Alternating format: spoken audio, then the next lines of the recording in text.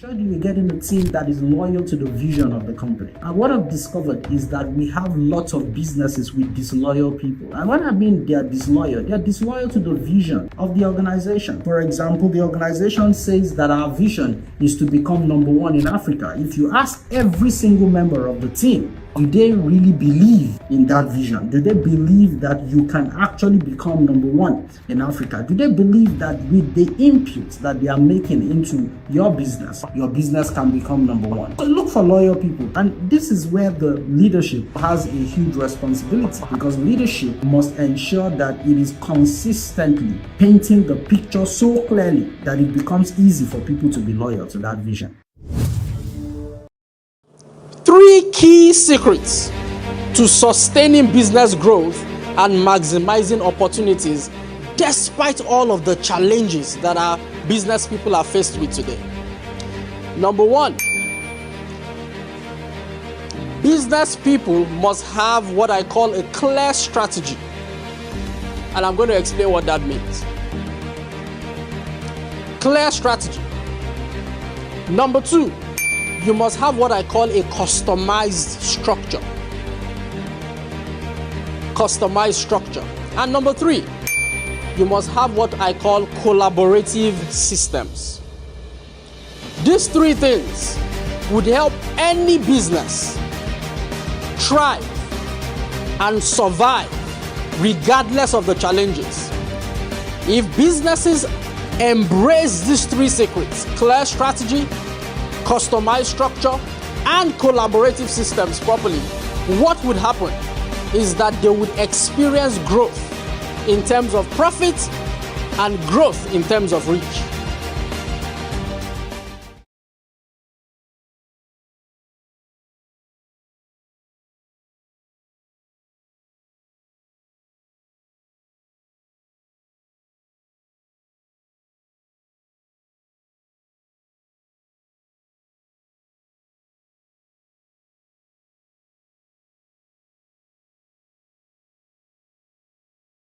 Surely we're getting a team that is loyal to the vision of the company. And what I've discovered is that we have lots of businesses with disloyal people. And when I mean they're disloyal to the vision of the organization. For example, the organization says that our vision is to become number one in Africa. If you ask every single member of the team, do they really believe in that vision? Do they believe that you can actually become number one in Africa? Do they believe that with the inputs that they are making into your business can become number one? So look for loyal people. And this is where the leadership has a huge responsibility, because leadership must ensure that it is consistently painting the picture so clearly that it becomes easy for people to be loyal to that vision.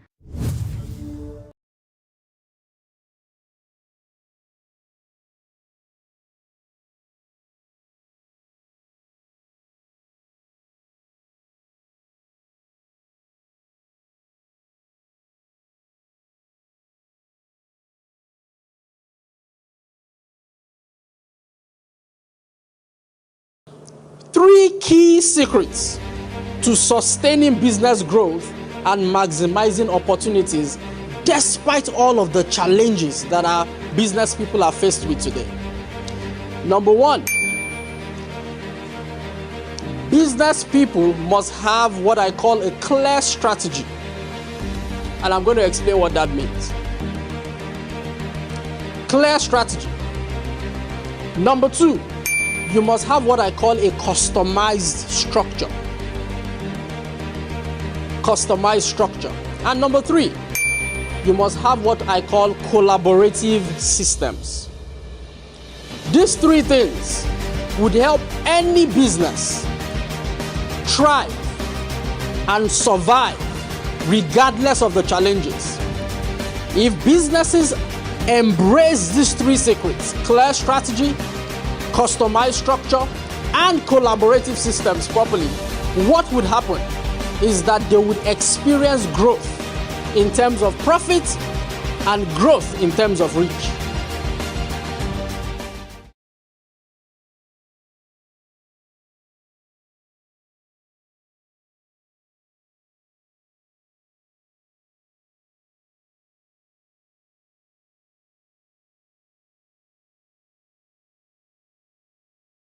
Sure, you get in a team that is loyal to the vision of the company. And what I've discovered is that we have lots of businesses with disloyal people. And what I mean they are disloyal to the vision of the organization. For example, the organization says that our vision is to become number one in Africa. If you ask every single member of the team, do they really believe in that vision? Do they believe that you can actually become number one in Africa? Do they believe that with the input that they are making into your business can become number one? So look for loyal people. And this is where the leadership has a huge responsibility, because leadership must ensure that it is consistently painting the picture so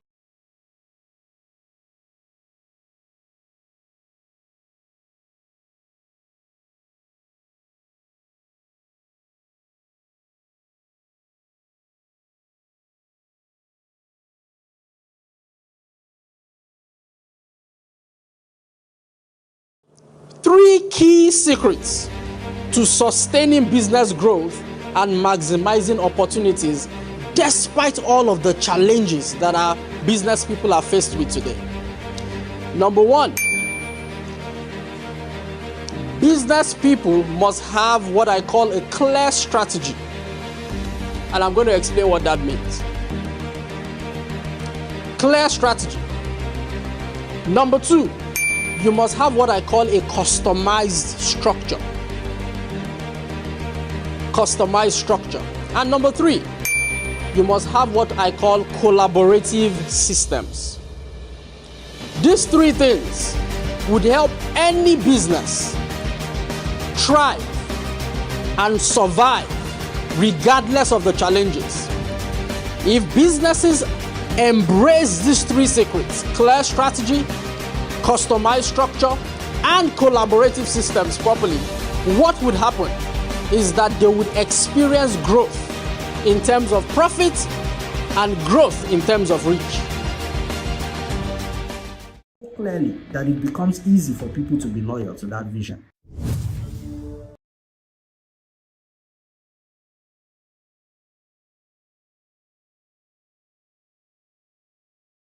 Sure, you get in a team that is loyal to the vision of the company. And what I've discovered is that we have lots of businesses with disloyal people. And what I mean they are disloyal to the vision of the organization. For example, the organization says that our vision is to become number one in Africa. If you ask every single member of the team, do they really believe in that vision? Do they believe that you can actually become number one in Africa? Do they believe that with the input that they are making into your business can become number one? So look for loyal people. And this is where the leadership has a huge responsibility, because leadership must ensure that it is consistently painting the picture so clearly that it becomes easy for people to be loyal to that vision.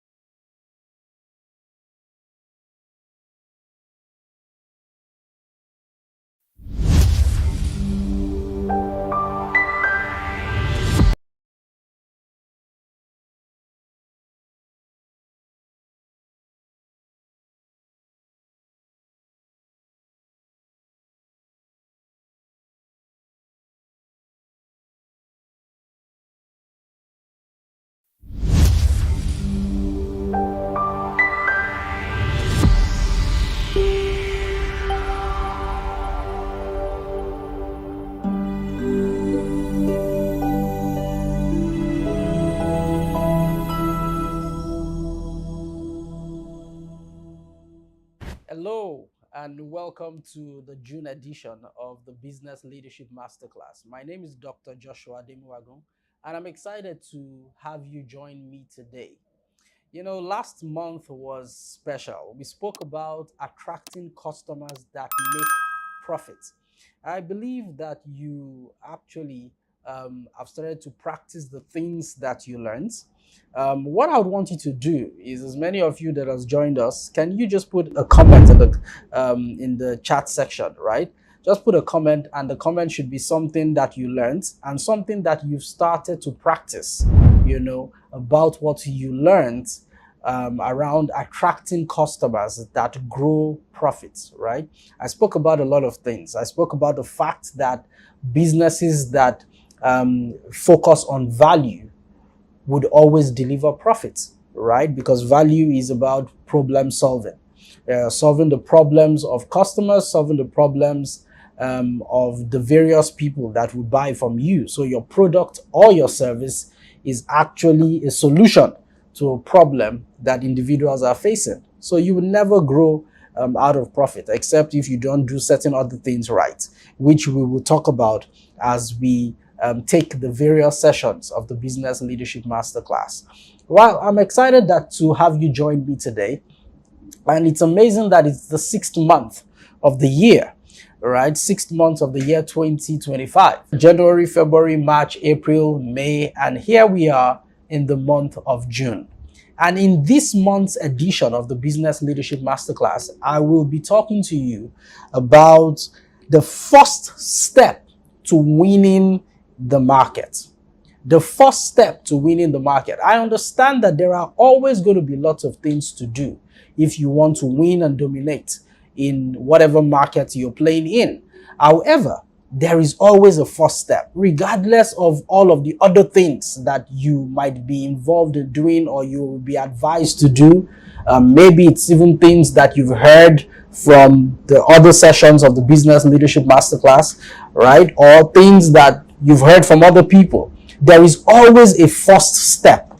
There is something that is called the first principles, okay? That means you want to teach a child how to read, right? What do you start with? You start with the child learning the alphabets, A, B, C, D, E, F, G, and all of that. Then the child can string these letters together, understand what the meaning is, and pronounce it adequately and properly, okay? And if you want to teach someone about calculus, for example, about the simultaneous equation, in mathematics, where do we start from? We start from people even understanding that there is such a thing called 1, 2, 3, 4, 5, 6, 7, and the number keeps going on and on. Meaning that you start with the basics. When people understand the basics, then it becomes a lot easier for them to build on those basics, right? Then they can build something strong, something that is formidable. And what we're going to be talking about today would relate to how you can build a very strong business, how you can build a business that would last, that would weather any storm that we can ever face in the world, how you can build a business that is extremely profitable and sustainable, a business that would thrive, a business that would surpass expectation, and of course, a business that would make money, okay? How you can build a business that would not only be profitable, but would actually contribute meaningfully to the society in which we found ourselves. So let's talk about this very, very important subject, the first step to winning the market. Again, I want to welcome you to the Business Leadership Masterclass, BLM. And again, my name is Dr. Joshua Ademuwagun. Okay? Now, I want to start with a very interesting thought. And let's start with even understanding, what do we mean when we talk about winning the market? What do we mean specifically? What does winning the market mean? I know that to a number of people, right, winning the market means making more money. That's not a bad thing, okay? But it's a lot much more than that, okay? To some people, winning the market means opening more branches, of their business, opening more stores of their business, creating more products, right? That's what a lot of people would think and would say winning the market would mean. However, I believe very strongly that it's a lot deeper than that. I have studied lots of businesses, both locally and globally, and in my course of work. I've been privileged to work with a number of businesses, both those in various sectors, in the oil and gas sector, in the financial sector, in the telco sector, in the technology sector, different sectors. I've been privileged to work with them, even work with non-government organizations or non-governmental organizations or non-profit organizations, as you might call it, right? I've been privileged to work with them. And one of the things I find when I study businesses, all right, is that businesses that win in the market, businesses that dominate the market, are those businesses that focus on impact. Okay, they focus on impact, right? So a business that wins or is winning in the market is a business that is dominating the market, a business that is leading the market, a business that is, for want of a better word, a business that is shaping the market. Okay, shaping the way things are done in the market. Think about Uber, for example. Everybody thought that to start up a transportation business, you needed to buy buses, you needed to buy a car, you needed to buy, various, you needed to invest in what you call capital assets, right? But Uber came and showed us another way, showed us that you can practically own, you can practically run a transportation business very successfully without necessarily owning any of this type of assets, right? You can practically start off a platform, get a platform, invest in technology, and you have individuals practically donate their own vehicles into your business, and then you give them a portion and you share. As long as you're not planning to keep all the share, you can keep a portion and they keep a portion, and they're happy to work with you, because what you're doing is you've actually created a business model that connects the customers, right, with the business owner. And Uber showed us that is possible. Okay, and I could go on, right? But Uber is a market leader. Uber is winning in the market simply because they have focused on impact, right, rather than only profits. Profit would always follow impact, the same way profit would always follow value. Okay, so that's what I mean when we talk about winning in the market. Winning in the market means that a business becomes all they were created to be, right? It means a business becomes a better version of themselves. A business becomes the best version of themselves. That's what winning in the market would mean.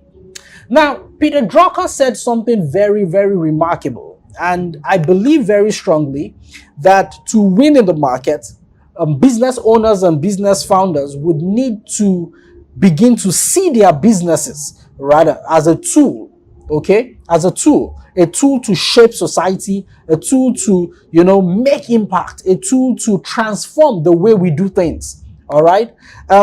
Peter Drucker said in the February 2006 Harvard Business Review document, he said this, he said, an organization is a tool, and as with any other tool, the more specialized it is, the greater its capacity to perform its task.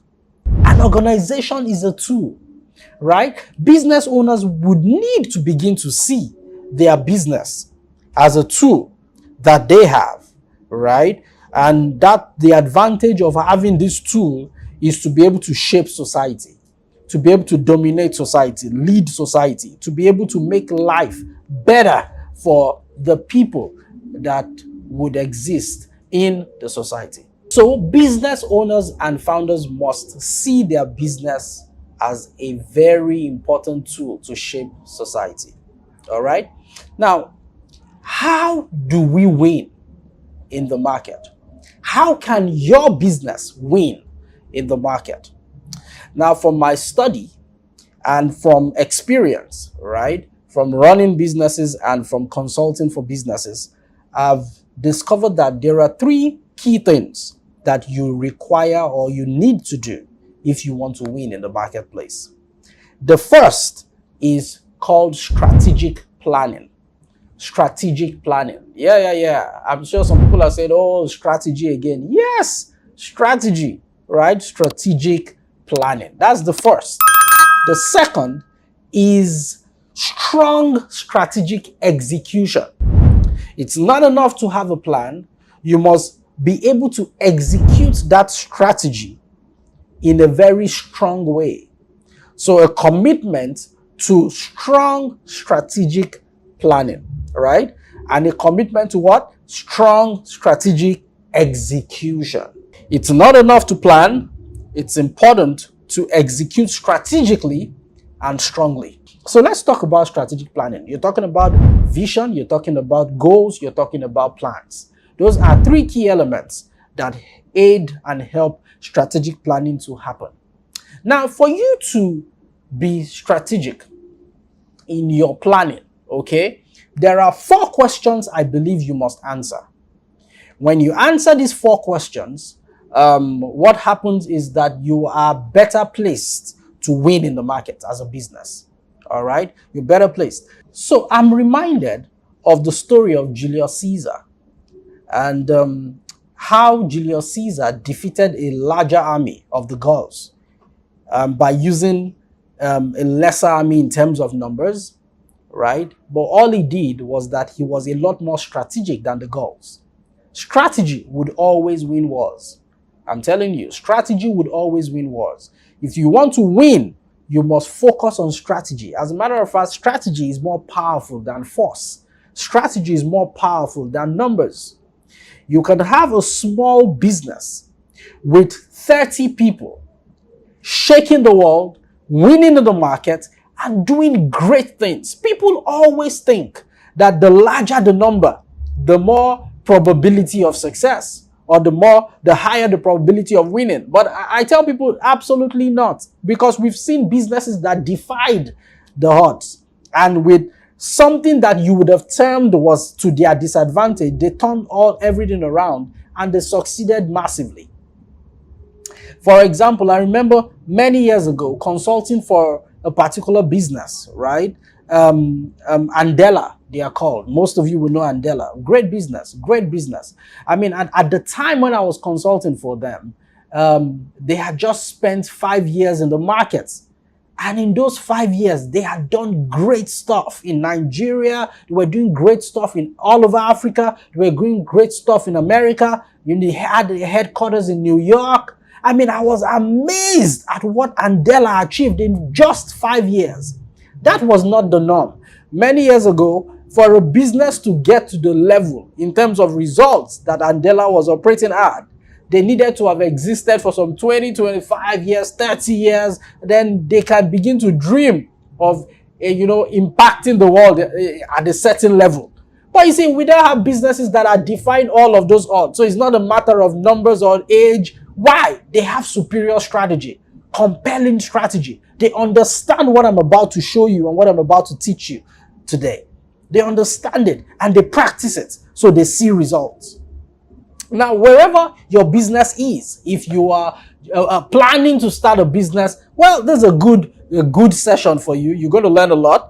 If you currently run your business, you might need to sit down and refocus your business, right? Have another conversation with yourself and maybe with the other owners of the business, or with the board, or with the management team, and recalibrate your business, okay? And just sit down and ask yourself some very critical questions, some of which I'm going to be asking you today and explaining those questions to you, okay? Because planning strategically is the bedrock of the success of any business.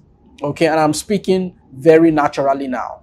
All right. So what are these 4 questions? 4 questions that you must ask yourself if you want to strategically plan effectively. Number 1, you must ask yourself, why do we exist as a business? Why do we exist as a business?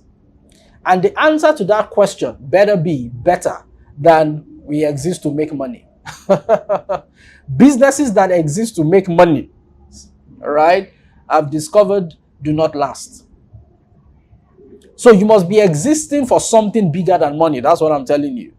So why do we exist as a business? That is the first question you would need to answer, and answer accurately if you want to win in the marketplace.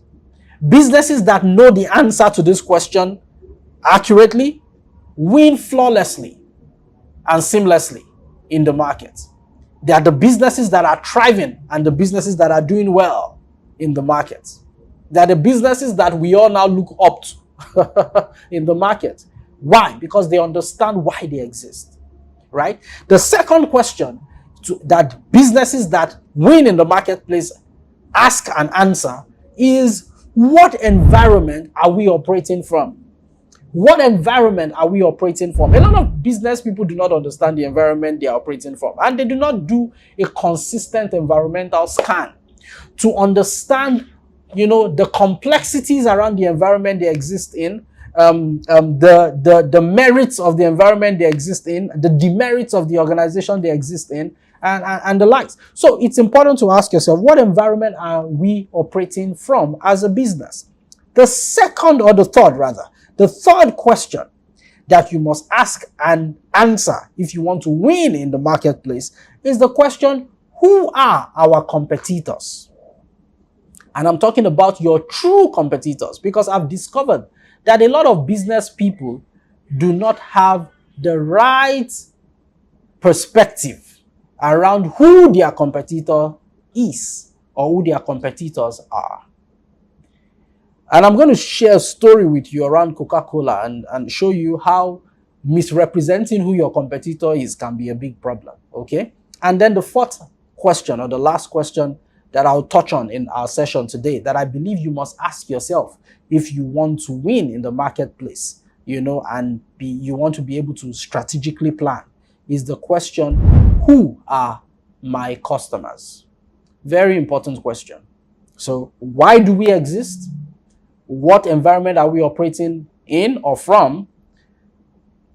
The third question, who are my competitors and who are my customers? Very important questions that you must ask yourself. So let's delve a little bit into each of these questions. So the first, why do we exist? Now, how do you answer that question? The answer to this question would help you to be able to craft statements around three important things. Number one, it would help you to be able to craft statements around what your mission as a business is. Number two, what your vision as a business is. And number three, what your core values are. Your mission, your vision, and your core values. If you know the answer to the question why you exist, you'll be able to accurately craft statements around these three areas. Your mission, and I know that you hear people come to me and they say, Joshua, I want you to help my business. My business is experiencing X number of revenue, vis-a-vis profit. I need this business to become a lot more profitable, and I need this business to be sustainable. I need this business to transcend me, and blah, blah, blah, blah. And the first question I would always ask them is, okay, tell me, what's your mission statement? What's your vision statement? And what are your core values? They always feel that question is very simple. It's a very simplistic question, right? But trust me, it's a very heavy question. It's a question that will define and determine the future of your business. Remember, strategic planning is about designing the future, right? So it's a question that decides that. Your mission, first of all, is why. The why of your business. The why of your business. If you do not know that the business exists for something bigger than making money, then there is a problem. When a business exists simply to make money, what I found is that it becomes very easy for the founders or the business owner to tank or to settle. I'm telling you. So because if your business, just think about it. Say, why do we exist? We exist to make money, right? $1,000 is money. $50,000 is money. $100 million is money, right? All of it is money. But what happens to a business that exists for something more than money? Then they begin to pursue a noble cause. As they pursue that noble cause, when they make $500 million, yes, they've made money, they've made profits, but hey, they will tell themselves there is more. There is more. There is more. And they keep pursuing. They keep re-strategizing. They keep refocusing. They keep pushing. And then they make $1 billion as profits. They say, well, glad we've done that, but there is more. And they keep pursuing. You see, when you have the right mission, you have the right vision, and you have the right core values, what happens to you is that it becomes very difficult for you to settle because you are living and existing for something that is bigger than money. So I want to challenge you right today.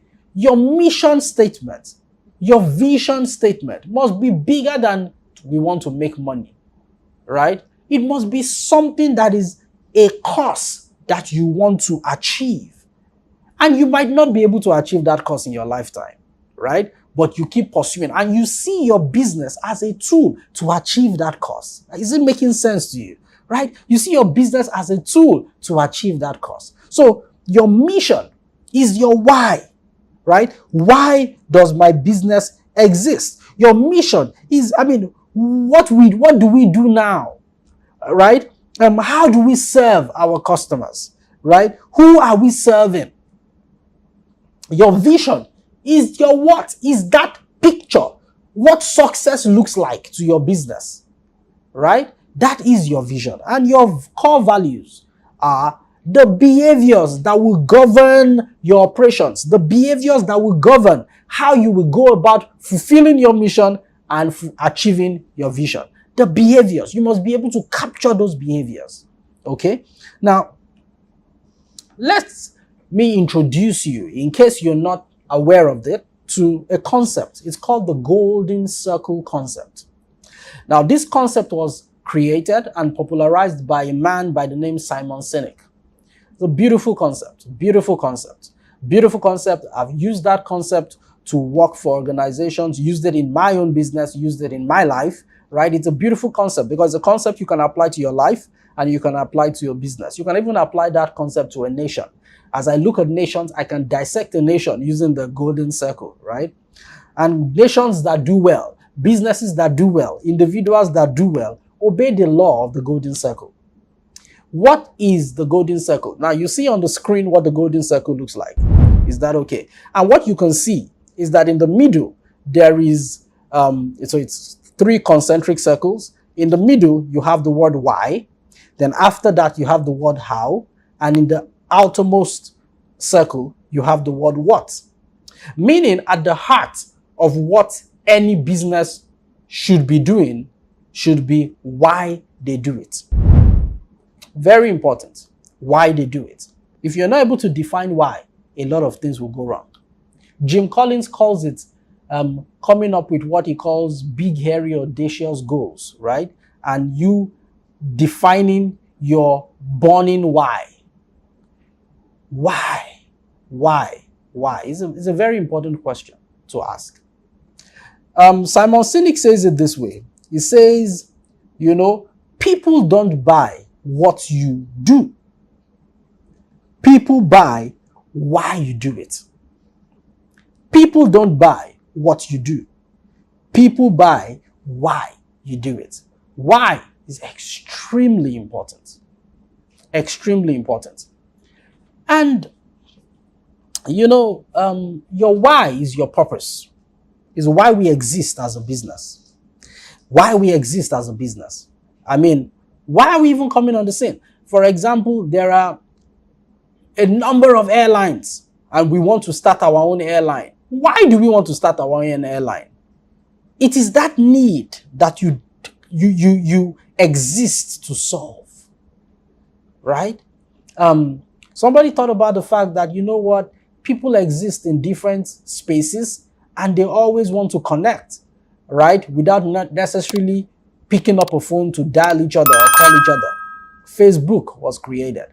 Somebody thought about the fact that people need knowledge. People want knowledge. But there must be this one place where people can go to, type in a few things, and get any kind of knowledge that they want. Somebody thought about that, how Google was born. So the person thought about Google, or the people thought about Google. What am I trying to say?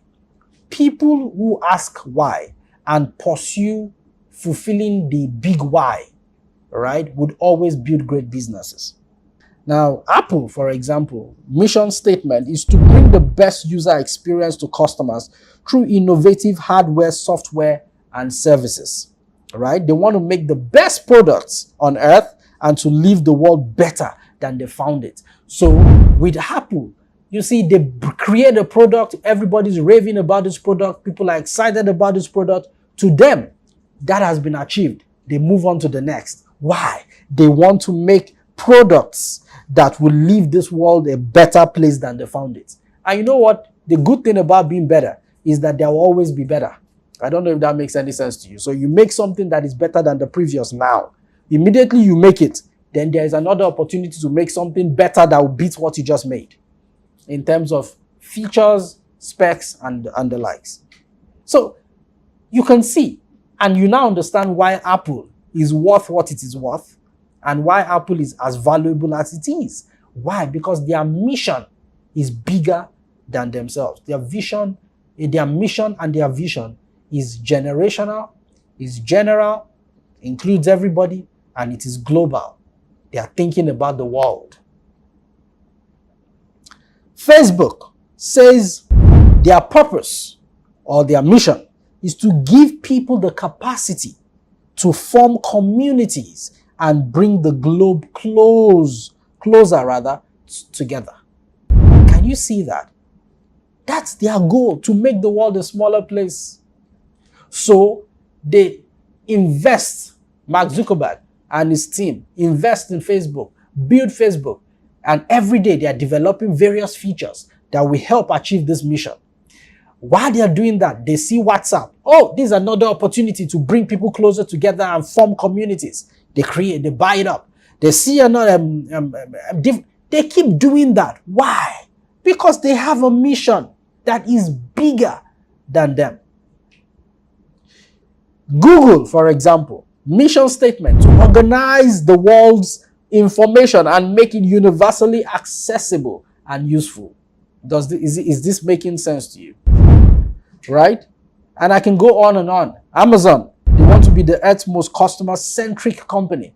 So you can understand why Amazon ran for years at a loss, right? And they kept investing in it because they knew, don't worry, if we keep making customers happy and customers are raving about us, it's only a matter of time. They will pay us for this. So little wonder why Amazon is as valuable as it is today. And Jeff Bezos is one of the wealthiest men on the face of the planet today. You see it? People living for causes that are bigger than money. Microsoft, to empower, this is their mission now, to empower every person and every organization on the planet to achieve more. I want you to look at this. Think about it. Their mission is to empower every person. Meaning that if there are 8 billion people on the face of the earth today, Microsoft's mission is to empower all those 8 billion people, including those that do not currently have access to the internet. That's their mission, to empower every person. And remember that as we are speaking right now, some people are born. So as you are born, Microsoft already has a plan for you. That they want to empower you, right, to achieve more. Then they go a step further to say, and empower every organization. So I believe as we're seated here, some organizations are being registered now. Some individuals are having a conversation and a business idea is being born, right? As your business idea is being born, Microsoft already has a plan for you to empower you to do more. Think about it. This is a big mission. It's a purpose that is higher than money.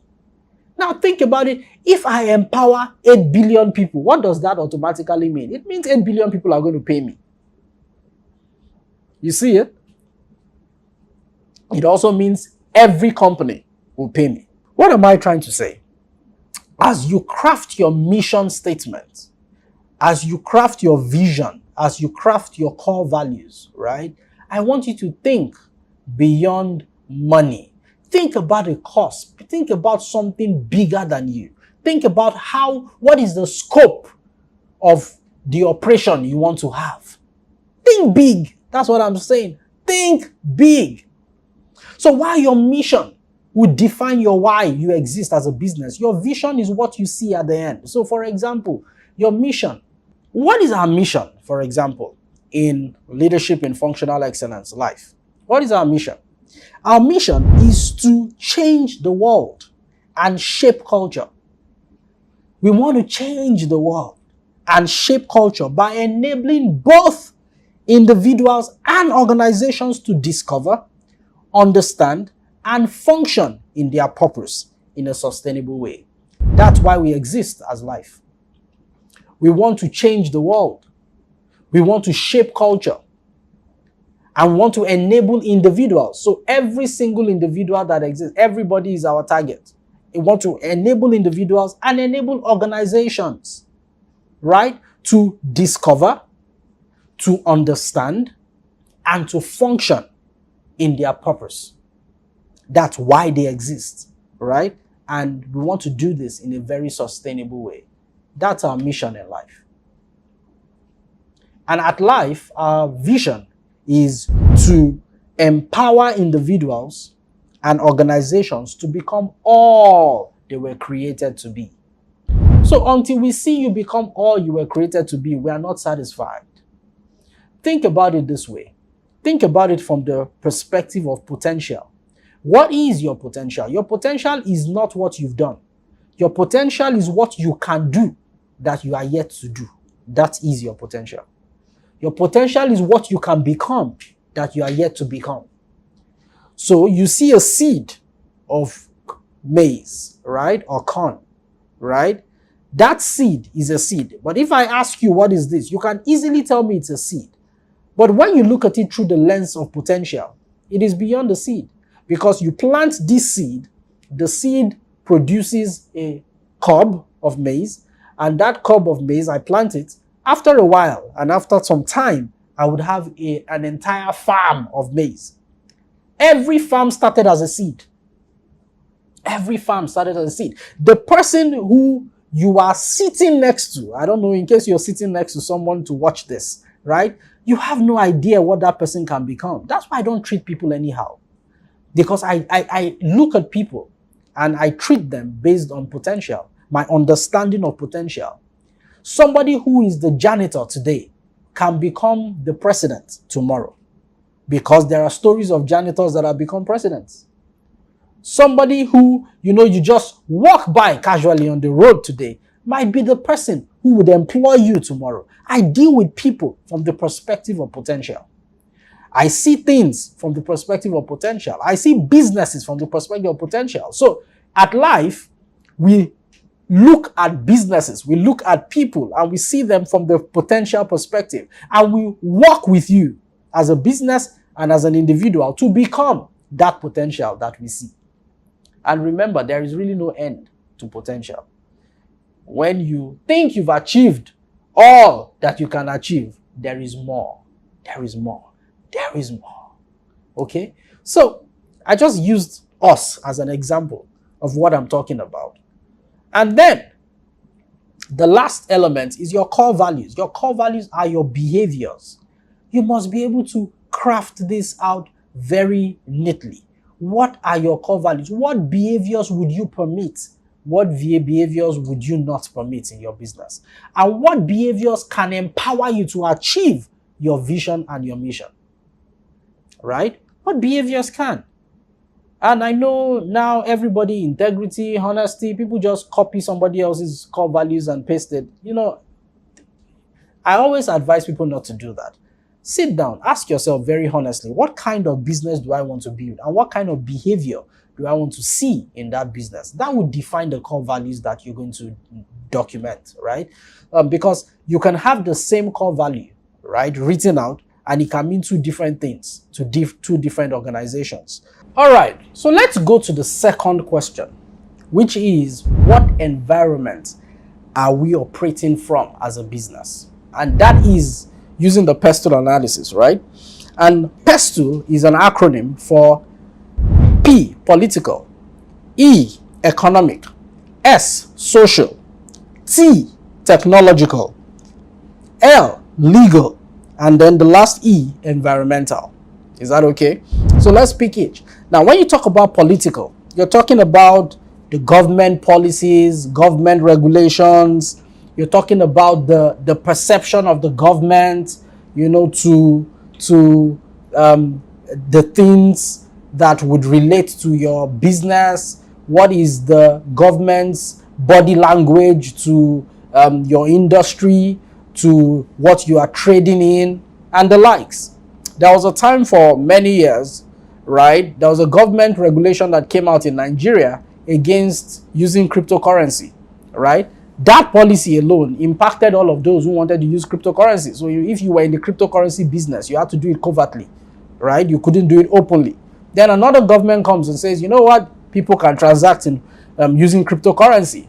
That policy again opens up a new market and opens up opportunities for people.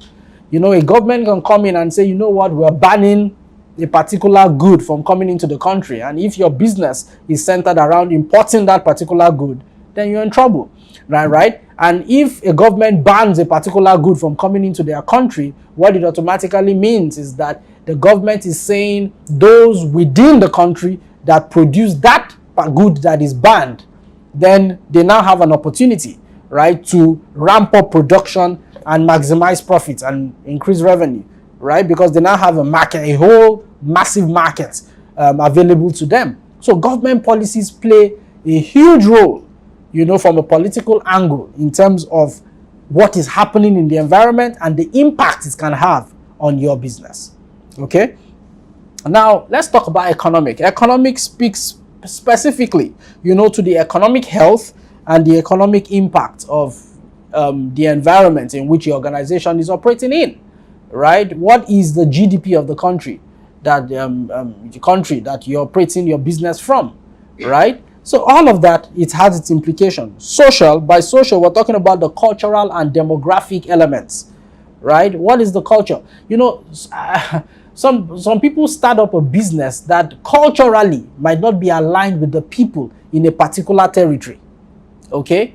So for example, in the northern part of Nigeria, the alcohol business has a challenge, right? Why? Because in the northern part of Nigeria, there are lots of people who are from a particular religion, and that religion has a strong stance against alcohol, right? So imagine starting up an alcohol base in the core north of Nigeria. You're not going to make a lot of money, okay? So again, what am I trying to say? I'm trying to say that it's important to understand and study the social environment, study the economic environment, the political environment, and also study the technological environment. How technologically advanced is the country you're operating at? Every time I have the opportunity to travel to the West, right, or to travel to Europe, now, you click, you put on the internet, one click, it's so fast, right? Then I come back to my dear country, Nigeria, right?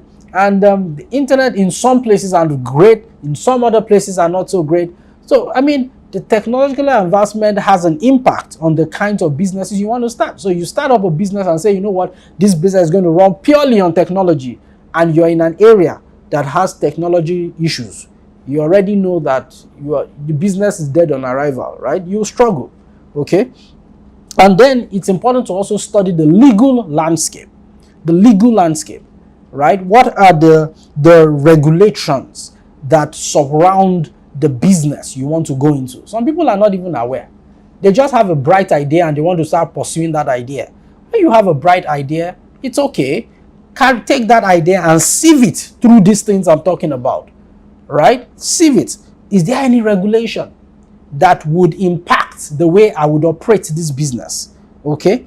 And you talk about the last, which is not the least, environmental, right? So, which is last in the acronym PESTO.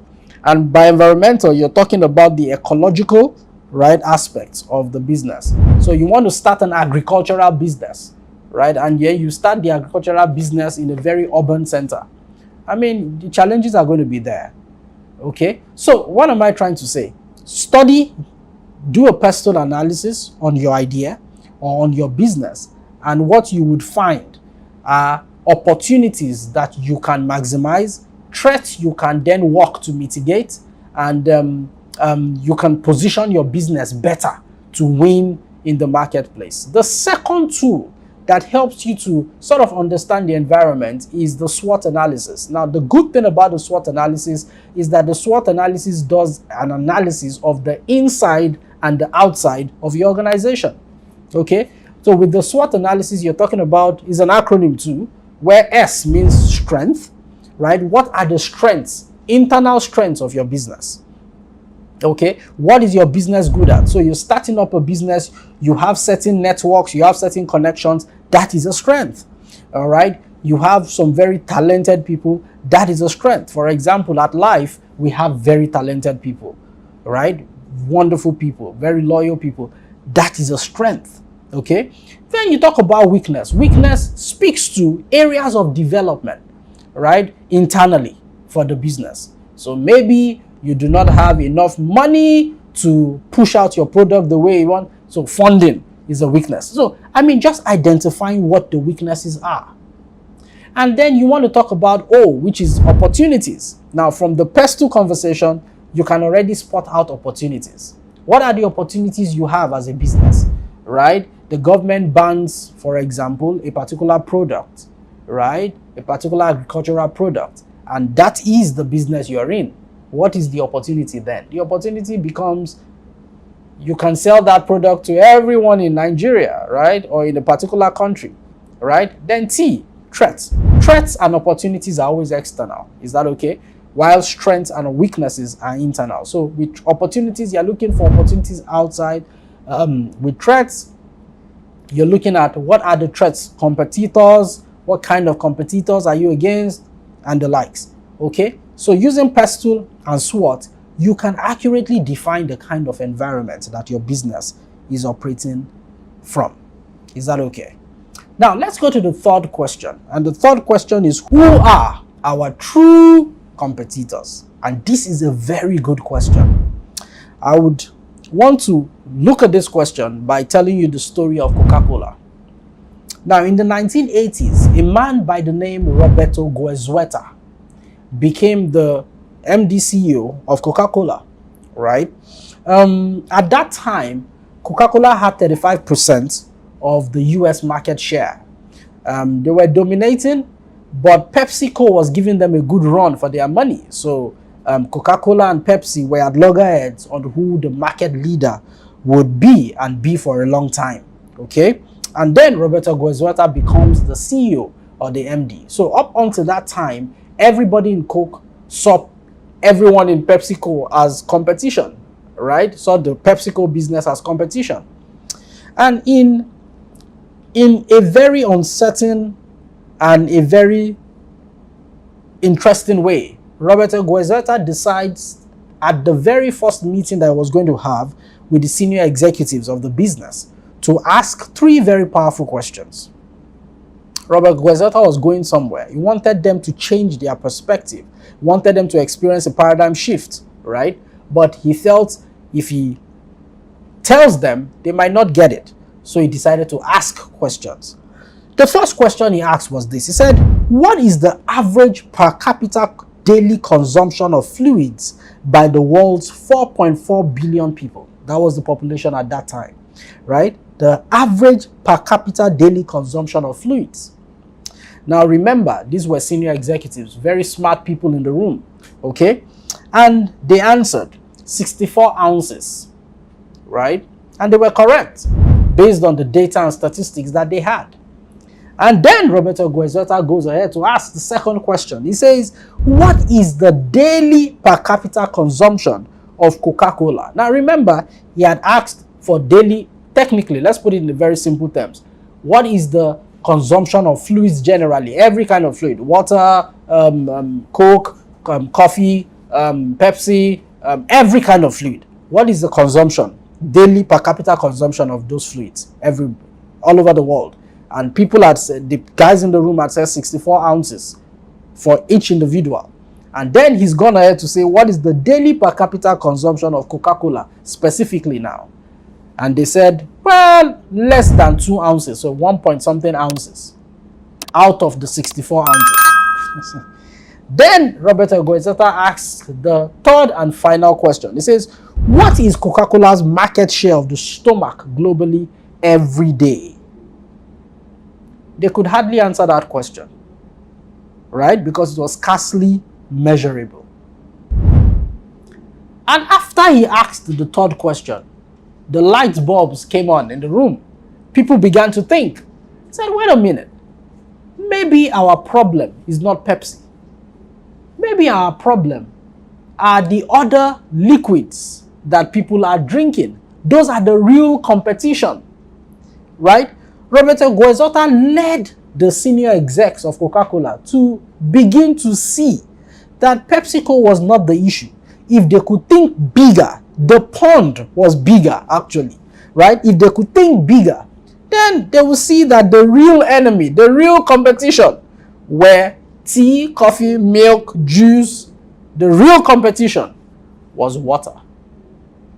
So they made a resolve. If we can get people to drink more Coke, right, than they drink water, then we will not be struggling with PepsiCo. And that was exactly what they did.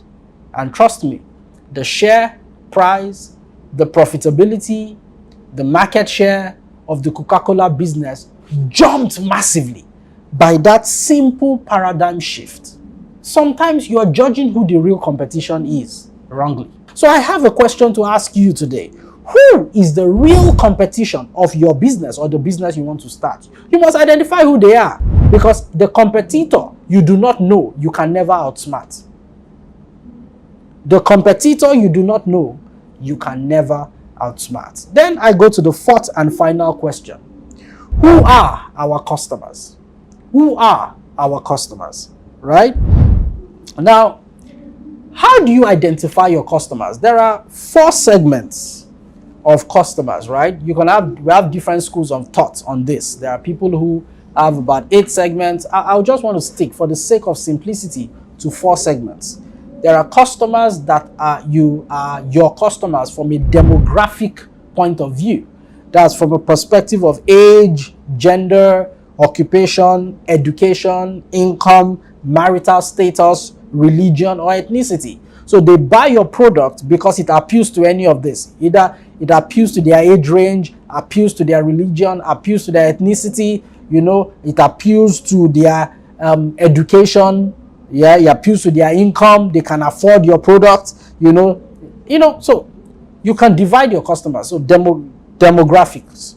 The second is geographic, and this speaks to location, climate, weather, population. Imagine selling winter jackets during summer. Nobody's going to buy from you. I mean, the atmosphere is hot enough. So what you want to sell during summer are hot pants, short knickers, tank tops, things that would allow a lot of aeration for individuals, right? But when it's winter, everybody wants to get what? A winter jacket. Geography plays a very important role to defining who your customers are per time. So it's not enough to say I'm a clothing brand. Who are the kinds of customers you want to serve based on demography or based on geography? Also, behaviors can also define customers, right? So you can have customers who, very honestly, they like music. So what do you think will happen to them? They will buy anything music that you're talking about, right?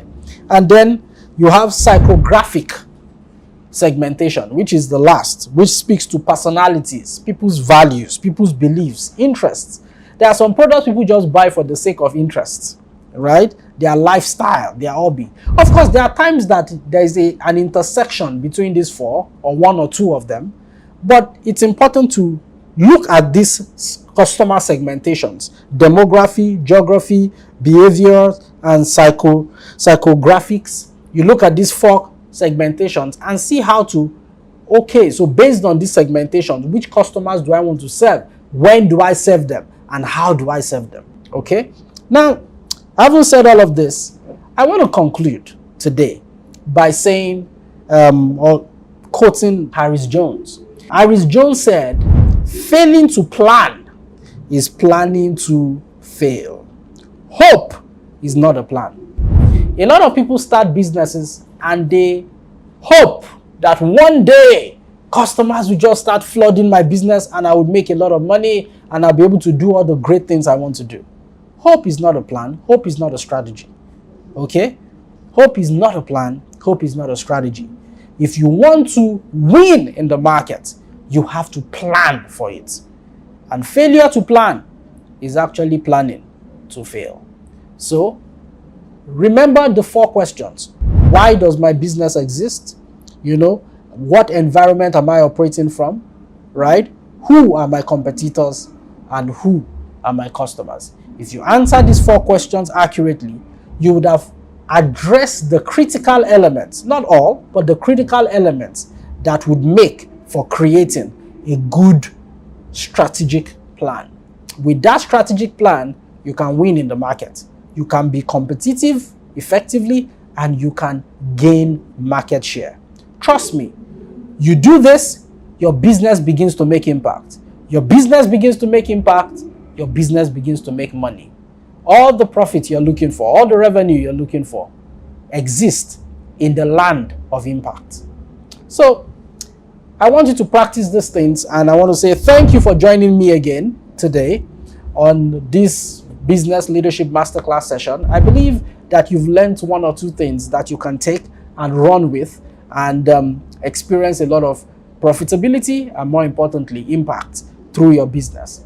Now, I want you to subscribe, all right, to our YouTube channel so that you get prompts around the various messages and the various videos that we have for you. So subscribe. You see the link on the screen. So subscribe and join us and follow us on our different channels on Instagram, on Facebook, on X. Follow us, right, and get daily doses from the Life Limited. We're excited that you decided to join us for this particular session, and I believe that the month of June would be a remarkable month for your business, right? You will thank me for it. In the month of July, we would speak about strong strategic execution. There is a way to execute. A lot of business people don't know that. There is a way to execute, right? Now, let me take some questions that have come in that I believe I would answer those questions. If you do have questions, I want you to just post it in the chat section. I'm going to either address it during this session or I would address it through any of our channels, okay? So let's see. Okay, so one question was, between the vision and the mission, which comes first? Between the mission and the vision of a business, which comes first? Well, it's a very good question. However, I believe the mission comes first, right? Because if you do not know why you exist as a business, how can you see the future of that business, right? So your mission helps you to define, why do we even exist? Then your vision articulates what you see in the long term or in the long run, where that business is concerned. So make sense? So the mission does come first. Okay? Another question I see here is, what do you do when government policies or the government enacts a policy that is against your business operations? Well, it's a very good question. What do you do when the government enacts a policy that is against your business operation? Well, you have one of 2 options, right? The first option is to stop the business, because once the government enacts a particular policy, then if you're doing otherwise, you're contravening the laws of that land. And so it's either you stop the business in that territory and move to a territory that permits the business, okay? Or you reinvent yourself. Those are the 2 options you have, okay? I won't even mention stopping it and not doing anything as the third option, except if that is the only option you have. So I would say the first is you move to a territory. For example, in some more developed countries, like in the United States of America, there are certain things permitted in a particular state that you move to the next state. There are policies that are things. There are policies around those things not being allowed in that state. So, and also there are things you can do in a particular country you can't do in another country. And remember, if you remember what I said, if you have a great mission, right, the methodology of achieving that purpose or mission can change, right? The methods can change but the principle remains the same. I'll take 2 more questions. The third question, somebody said that you are always talking about established businesses.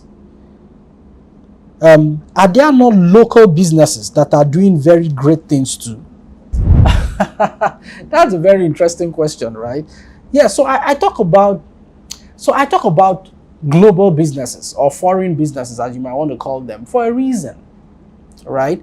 Because I don't want people to think, especially individuals who listen to this broadcast or people who join me in this session, to think locally. I want you to think globally. I want you to think about the whole world.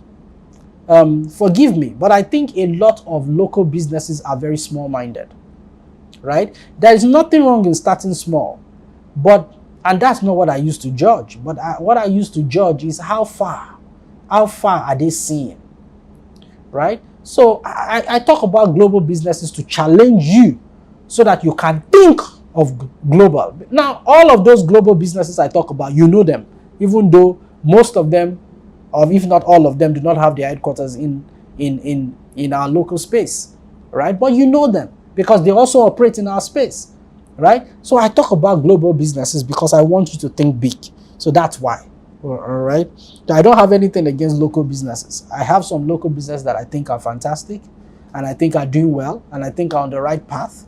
But I talk about global businesses because I want you to think big. That's it. And then the last question says, that how do I effectively run a SWOT analysis of my business? Well, it's very simple. You can simply draw, you can list it actually. You can just write the word strength, write the word weaknesses, opportunities, and threats, and then just begin to list. What are those areas where you believe your business is strong at? What are those places where you believe your business has advantages that can give your business a competitive edge? And you list it, right? And you do same for weaknesses, do same for opportunities, do same for threats. Keep listing, keep dumping, and then you can refine it, okay? And then, or you can come to us at Life and we can work with you, right? And on how to effectively run a SWOT analysis of your business. All of the things I've spoken about, there are also things we provide on our advisory leg, right? So we can practically sit with you and help you create a strategic plan. There are other things and elements which I've not bothered to talk about in this particular session because I believe, this is a masterclass. Let's talk about the key things that you might need to take and run. And I believe if you practice these things, you will do well in business. Is that okay? Yes, so that's all the question I'll be able to take today. If you have a question, please put it on the chat section, like I said, and honestly, I would respond to it. Again, subscribe to our YouTube channel and follow us on all our social media handles. Until I see you on the 1st of July, 2025 again, I would say keep succeeding and doing well in your business. We want your business to become all that it was created to be. Work with us to help you achieve that. Thank you, and watch out for all our products and our seminars and that are upcoming. Don't worry, for those that you would have to pay for, trust me, it's going to be massive value for money. All right, so see you on the 1st of July. Take care.